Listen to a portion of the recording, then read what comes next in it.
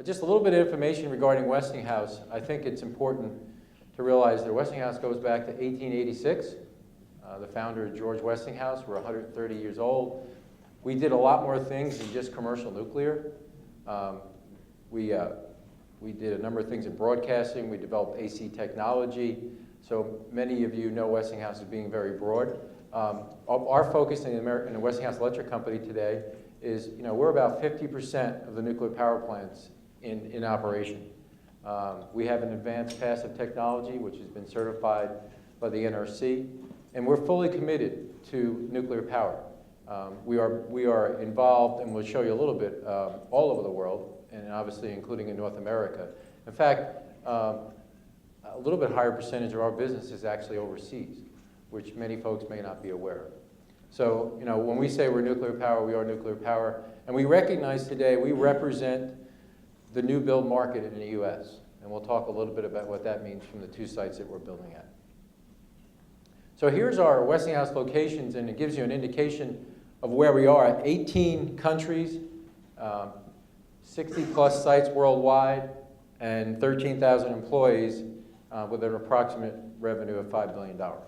I don't know if many people are aware of the bandwidth that Westinghouse has. We are headquartered in Pittsburgh, in Cranberry, and have been for a long time. I think the offices, I've been with Westinghouse all of 4 months, so offices have moved in the last few years from Monroeville to Cranberry Township, and it's a fairly new facility. It's a very impressive facility. So, but we are centered in Pittsburgh, but we do work all over the entire world. So we have significant offices elsewhere. We're really organized in a regional basis. I have the North and South America, or they call it the Americas region. We have an EMEA region, which is Europe, and then we have an Asia region. And then we have our standard product lines that people are generally aware of, including new plants. So that's really how we are and how we look in Westinghouse. Our CEO is Danny Roderick, who came on board about a year ago, formerly with GE Hitachi. He is actually overseas, doing that overseas part of our business this next 3 weeks. So I had the opportunity to come speak for him. So that's who Westinghouse is. Now, what do we see and what are we doing, I think, is most importantly. And this is intended to not only just give you a snapshot of what Westinghouse is doing, but it's an indication of what is going on in nuclear power today. So I think what I say today not only applies to Westinghouse, it applies to the other vendors, and it actually applies to the nuclear utilities and the customers worldwide. So the future, a lot of questions around nuclear energy. I was at GE Hitachi in 2006 and 2007 and watched as we started to look at how many COLAs we were going to have, all the design certifications, and it almost became like a bingo chart where we were going to build and license and do all these plants and move fast, fast, fast and go. Well, some things changed as we went along those lines, and we'll talk about a few of them here. One of the things I always talk about, since my background is heavily in the business area, is we move very quickly along starting design certifications, siting locations, starting those efforts. Every technology provider had a handful of opportunities, and we're moving forward a very aggressive path to build. We were going to have our first plant online by 2015, and it went out for a long period of time. Besides what's on the screen, which I'll talk about a little bit, we had a lot of things happen that we all knew in any industry, whether it's gas, oil, that you couldn't have happen that would slow everything down. But one of the key things is, I think as the utilities and the vendors started to talk, they realized that we actually have to contract for this. So the whole commercialization of putting the deal together, the realization of what was involved to do that, we moved very quickly on technology, we moved very quickly on selection of sites, but when we realized we got to create a risk sharing role and create contract through an engineering procurement construct contract. Many people forget that piece. That, besides a design certification approval and getting your COLA approved, I would say it's equally as difficult. Because when you're doing that, in any industry, you're now talking about liabilities, shared liabilities, and actually putting your company's balance sheet and potentially income statement at risk. So that's not on the slide, but I spent a lot of time on that, and I think those things generally go happen in the smoke-filled rooms, and you only hear it when it's done. But in some cases, those things couldn't be accomplished because it is a large project, and we all deal with that. But if you look at it, one of the items, we're going to have a carbon tax. So the objective is to have a carbon-free world. Well, I think the UK is looking at a way to do that, and I think ultimately, we've heard the administration mention that's a goal towards the end of the current administration. I think that's a critical component that did not materialize. But that's probably a key component, along with everybody understanding that, my gas friends, gas at $4 or less is a challenge for us. The supply of gas creates a challenge and a friction for the utilities to look at how they're going to build differently. And I think the other thing that's really key is the infrastructure, the aging infrastructure. We tend as a country to respond real well. Remember the bridge that collapsed in Minnesota? Everybody remember that? Several years ago? We were going to go do something about it, right? We really didn't develop a strategy out of that, right? We're generally, today, we tend to think very tactically, and we deal with that emergent issue, we fix it, and we hope it doesn't happen again. I think the utilities from a transmission and distribution infrastructure buildup are trying to do some really good things. And I think the reality is ultimately we're going to have a situation that comes down the road that, coal plants at a certain size and everybody, this is fairly well known, will face retirements because the economics of adding environmental controls aren't necessarily there on a smaller power plant. And each utility has to look at that. And I think ultimately the one thing we deal with in our industry as the future of nuclear power is, especially at Westinghouse, we have to be very successful in what we're building in the US. So new plant construction. We are right now on the forefront of what nuclear will be besides the economics. So we have two sites that we're building at right now, one for Southern and one for South Carolina Electric and Gas. And I think our success, and we know our success is not only important for our company, it's hugely important for the industry because ultimately how we do will set the stage as to the appetite, assuming the economics improve over time, the appetite for a utility to move down that road to go build a nuclear plant. So we recognize that and we're excited about that opportunity. But although new nuclear builds have been delayed and slowed down in the US for all the things that I haven't mentioned yet, but we hoped wouldn't happen. We had a financial crisis. We had a recession. From a utility perspective, having spent most of my career there, when you look inside the utility, if residential, industrial, and commercial growth isn't there, and how do they measure that? Every month we had our earnings call, and we'd always be asked, how many meters did you add this month? A meter can be for residential, industrial, or commercial. That's the first indicator that things are coming back. You can survey all the information you want. The utilities start to make those decisions when they see that.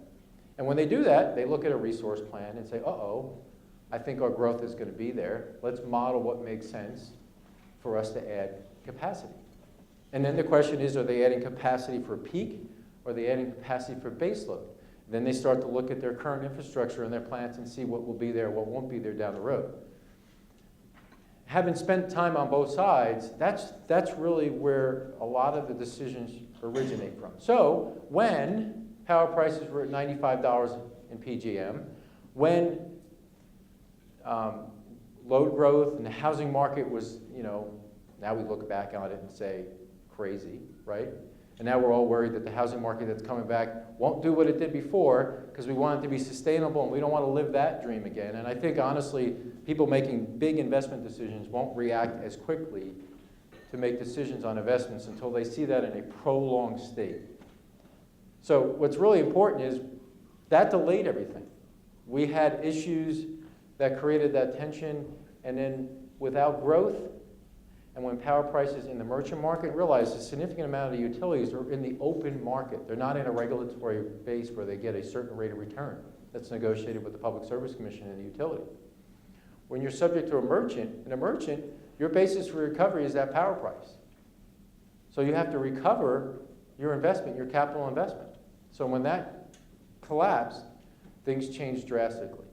So I think as things start to improve, even modestly, the realization of all those other factors that are on the slide start to come into play, because now strategically we have to deal with the fact that plants are getting older. In the nuclear industry, we've extended life through life extension 40 to 60, and there's some question, can we go beyond that? So if you look at the global, let's move to the global view, because there's a general view that we've slowed in the US and we're only building 4 plants, but we're still, worldwide, there's 400 operating nuclear plants. There's about a 99 or 100, I think, in the US, since we've had some plants be retired or in the process of being retired. 60 new plants are being built worldwide. There is activity worldwide. There is growth worldwide. We are building currently 4 plants in China. And you see a little time-lapse video so you get an idea how the actual construction occurs, that it's not just discussion, it's real things being built.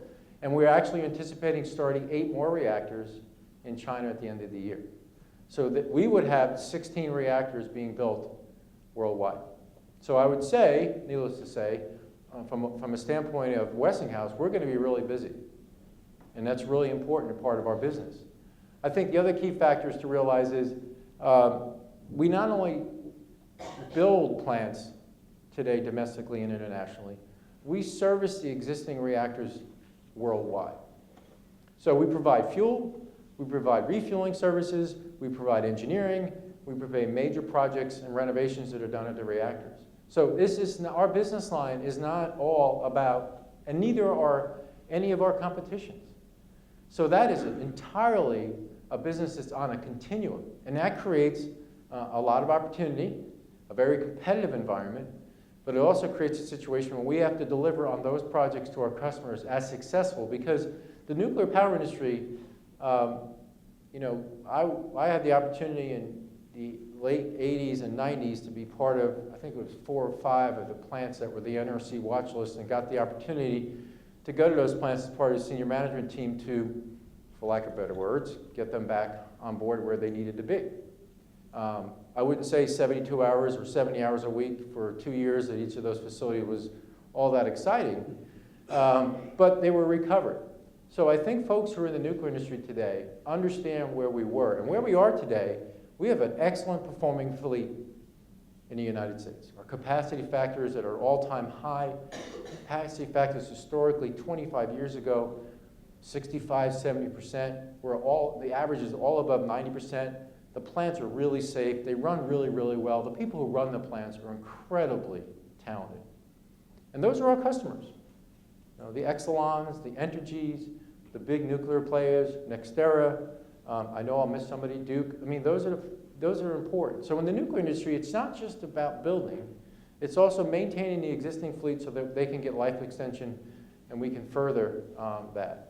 So I think that's really important. But the global market is fairly strong. There's competitive activity going on. I won't talk about them specifically, but some of them are pretty well known. And I think we're venturing to be in each of those opportunities. And I think those countries have slowed, but they are still strongly interested in moving forward. They just want to make sure they know what they need to know. Just a really small discussion. The other part of the new nuclear build program is small modular reactors. We have a design. We are currently one of three providers who are awaiting an answer from the DOE on the second round of funding for small modular reactors. Obviously, I don't think it's unfair to say, given today's current events, that we probably won't hear anything soon. If we do, that would be great. We are anxiously awaiting that decision. That decision was originally desired to be around mid-September. We knew it was delayed into early October. You know, where everything is within the government, I don't know if we know when it will be. But there are other 2 providers vying for that remaining set of funding. B&W received the first set of funding. The NuScale / Fluor Daniel and the Holtec. So we are very hopeful. We are very anxious to hear that answer. I don't think many people realize when you get a DOE funding, you have to match 50% of that. So there is an investment that's required by each of the technology providers. Okay, so you have to contribute to move and advance that. So you have to complete the detailed design. You have to get the SMR approved through a design certification so you can go build it. So I think this is the next key decision for our company, and we're anxiously awaiting that decision. Meeting the need. I think I'm going to take you back to the business model, and there are key drivers in meeting the needs. We believe that energy security, greenhouse gas, and the stability of an energy mix, and I think, and cost. I don't think, as I stated earlier, I don't think there's any doubt all those factors get involved in the decision. But the first thing we need to realize, it's a business. So having spent the time in the utility side and actually been in the business in the financial area, the first things that utilities and our customers and even foreign countries look at, the return on investment. Right? There's certain things you need to do that are safety, regulatory required. You do that. The return on investment is not a number. And those decisions are easy for anybody. You know, I think the good decision there on the operating plan is that you make those decisions quickly so those issues don't get worse. I always liken it to when you start with a small leak on your roof and it's kind of backed up on the gutter and you know there's leaves there, you see some water running down the outside of the house, the gutter's stopped up, you kind of go, I had this recent experience, and you kind of ignore it, and all of a sudden the water starts backing up and comes back inside the house and the drywall is starting to get wet, and you're like, wow. Oh, not only is the drywall wet, it actually starts getting brown. Then you're like, wow, this thing's been here a while. So what do you think the cost of repair becomes? It becomes more expensive. So the sooner you identify that and take care of those issues, even in the operating plan, it's obviously, it's more cost effective. You don't necessarily feel like you get anything for that, other than when you walk inside the house, you don't have to look at the brown drywall, right? You're so excited when they put the new drywall up and they repaint it, it all looks fresh and new, you feel good. That's no different than some of the basic decisions that are made at plants. But for new nuclear expansion, any capital expansion, they have to do a business case on it. So what are the other factors? I think more importantly, what we have seen in the past several years is a financial market recovery. Does that necessarily mean people want to journey in and start to finance a nuclear power plant? I think that's still a general challenge for us. But how does that change? We know there's a DOE loan guarantee that's out there for Southern. We know that recently that was extended. How does that change, and how do you get people interested to do that? Because eventually the DOE loan guarantees were intended to be a jump start, right? To finance new nuclear reactors and get them started, and then bring other financial vehicles in if utilities needed them. Well, you have to deliver. You have to show that you can build a plant, construct a plant on schedule and as close to budget as possible. That creates confidence and creates an interest in the market to come in. It's no different than if you want to go buy a car and you look to finance it. Do you feel good financing a car that historically has had problems? You kind of go, well, I don't know if I want that model, right? I'll go somewhere else. So it's important for us from the new build standpoint that we deliver on what we're expected to do. The other key decision point is this creates jobs. We always need government support, and I think that's the idea of the DOE loan guarantees, and I think decisions around carbon tax, decisions around things that create an advantageous environment for everybody to compete is something that's important. But you know, the small modular reactor job, if we were to build that for Ameren, who's our potential customer, it's an $18 billion boost to that industry, and the number of jobs in that area goes on for a long time. So it's a huge benefit to everybody. And then the last thing is, we believe out of that cycle, AP1000 or somebody else's technology can then be deployed and be viewed as a vehicle to create opportunity. And then to compete in the global marketplace, you need to have partners. You can't walk into a foreign country and think you're going to be viewed as the hometown unless you align yourself with the folks who participate in that marketplace. It's no different than when folks come into our marketplace. They need to equally participate with others.